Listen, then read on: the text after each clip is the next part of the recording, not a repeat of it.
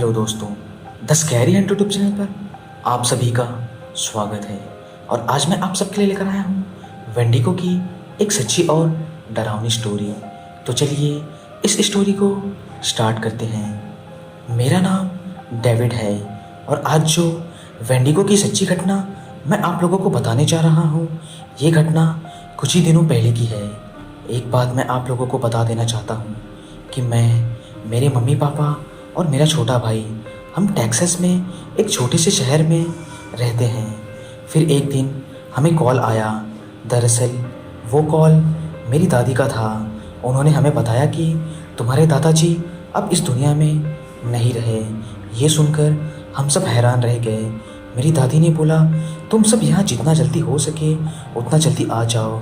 और हम सब अपने गांव जाने के लिए निकल पड़े और करीब 6 से 7 घंटे के बाद हम अपने गांव पहुंच गए। और वहां पहुंचने के बाद हमने अपने दादाजी की डेड बॉडी देखी। वहां के कुछ लोगों ने हमें बताया कि तुम्हारे दादाजी को किसी जंगली जानवर ने मारा है। फिर हमने अपने दादाजी का अंतिम संस्कार कर दिया। फिर करीब 4 से 5 दिन बीत गए।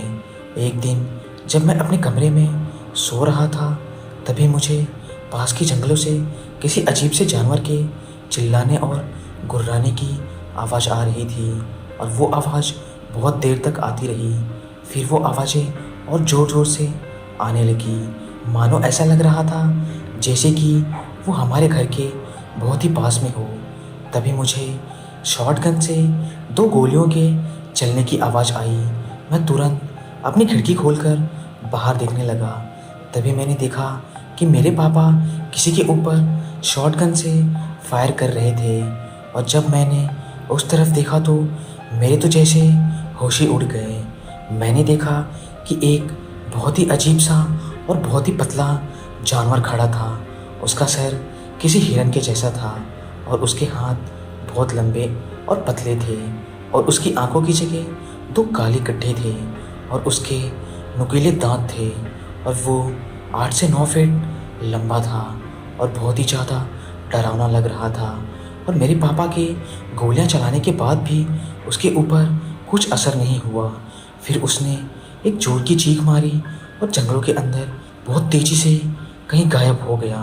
तभी हम सब वापस अपने दादी के घर के अंदर आ गए।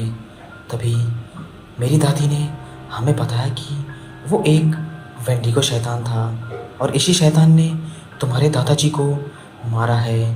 तभी मेरे पापा ने पुलिस वालों को फ़ोन किया और उस जानवर के बारे में बताया। फिर पुलिस वालों ने कई दिनों तक जंगलों में उस जानवर को ढूंढा, लेकिन वो कहीं नहीं मिला।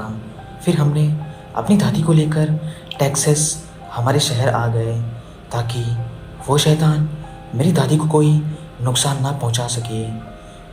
तो दोस्तों, आपको ये स्टोरी कैसी लगी आप हमें कमेंट करके ज़रूर बताएं। अगर आपको ये वीडियो पसंद आई तो हमारे चैनल को सब्सक्राइब करना ना भूलें।